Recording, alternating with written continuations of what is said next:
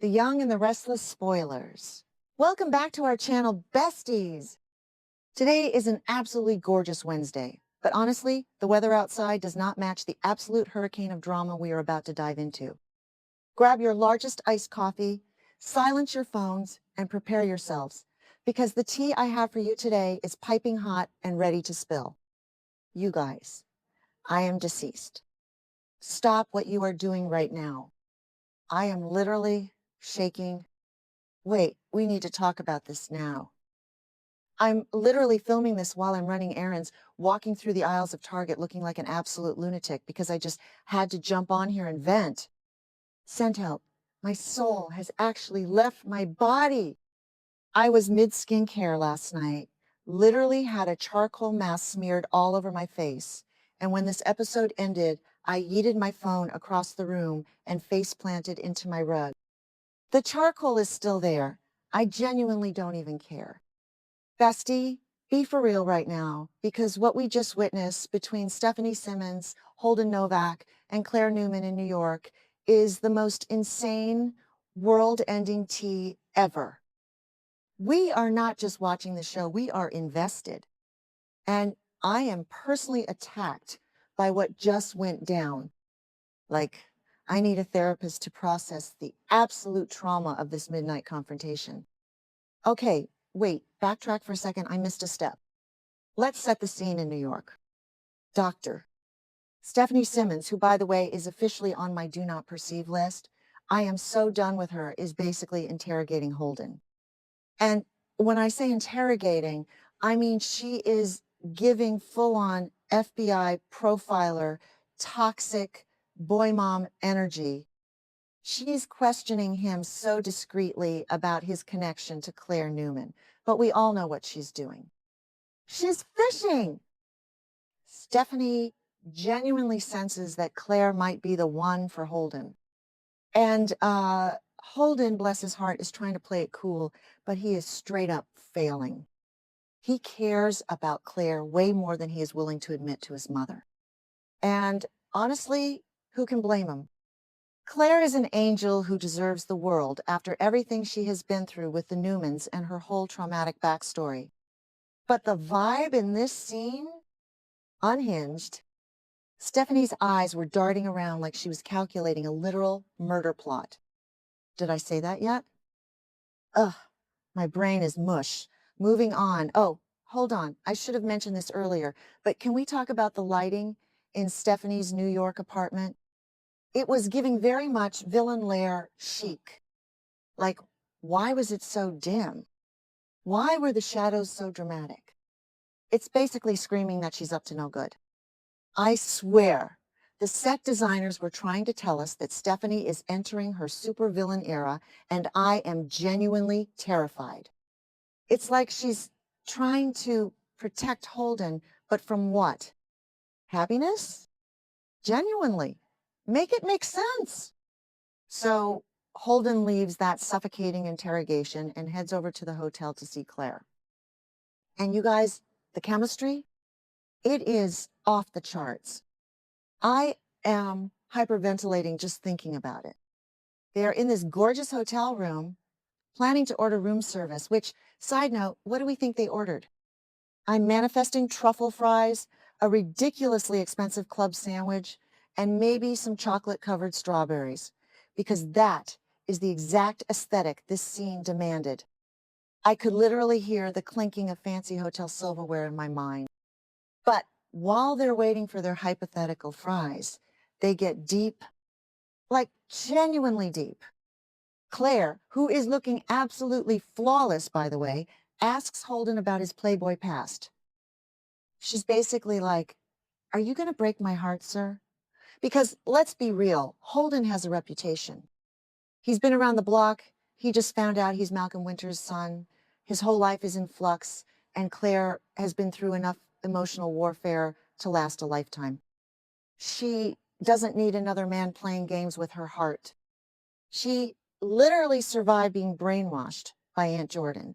She fought tooth and nail to be accepted by the Newmans, and she is finally finding her footing. And Holden looks at her with those soulful eyes and says he just never found the right woman to settle down with.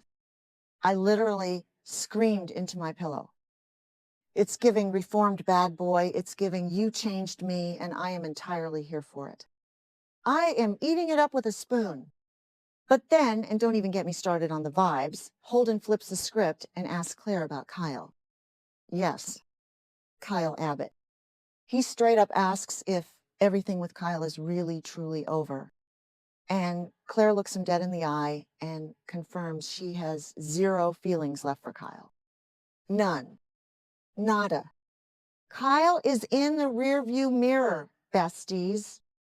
Which is honestly so unhinged because Kyle has been such a menace lately. Can we just go on a tangent for a second about Kyle? Because genuinely, the audacity of that man is staggering. He walks around Genoa City like he owns the place, making terrible decisions, and honestly, his suits haven't even been hitting the same lately. The tailoring is off. I said what I said. Knowing Claire is finally free of that flop era is everything to me. She is glowing now that she's out of the Abbott drama vortex.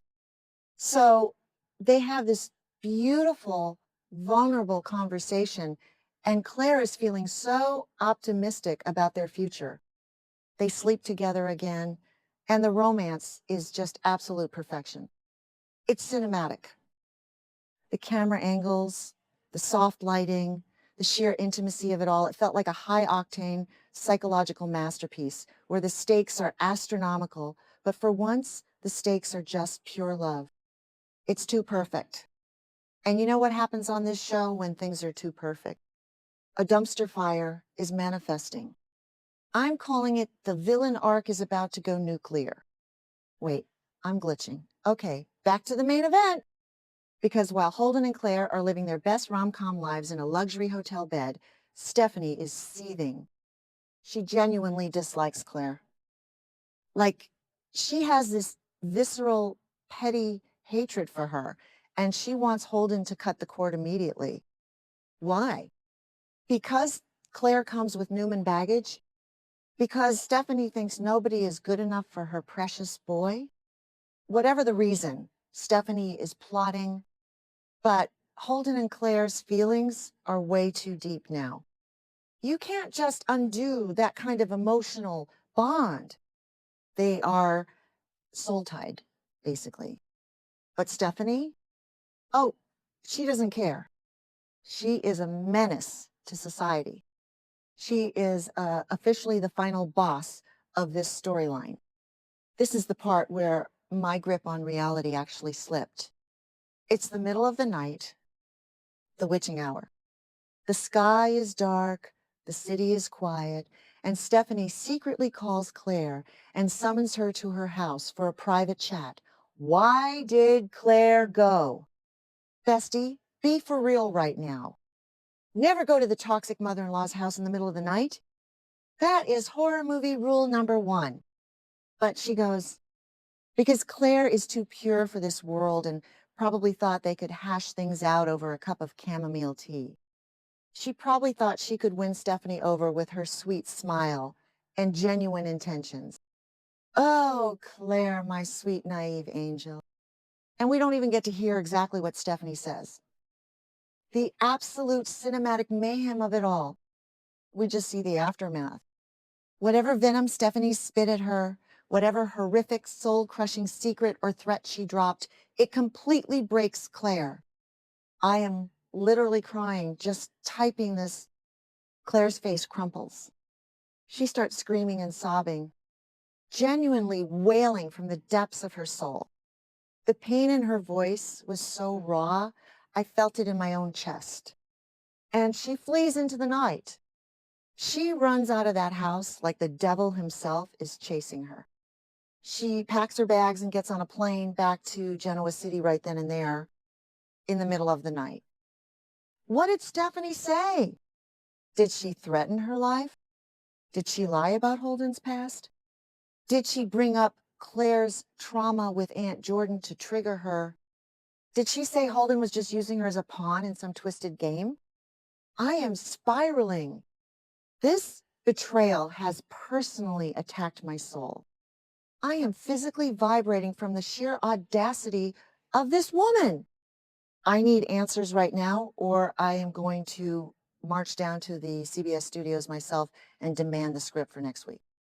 Manifesting a total dumpster fire by the next update, because Holden is going to lose his mind when he wakes up in that huge hotel bed and finds Claire gone. He is going to tear New York apart looking for her, and when he finds out what his mother did, oh, the fallout is going to be legendary. Let's just pause and think about Holden waking up. Imagine the aesthetic.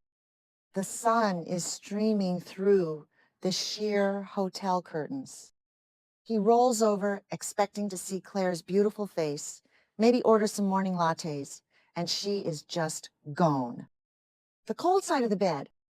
Besties, the cinematic tragedy of the cold side of the bed is a trope that destroys me every single time. He's going to see her bags are missing. Is she going to leave a note?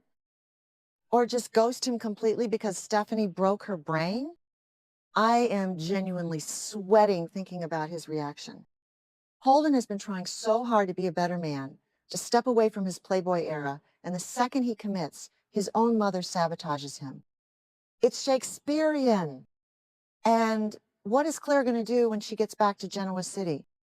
Is she going to run to Victoria? Is she going to isolate herself? You guys know how she gets when she's triggered. She shuts down. Stephanie didn't just ruin a relationship.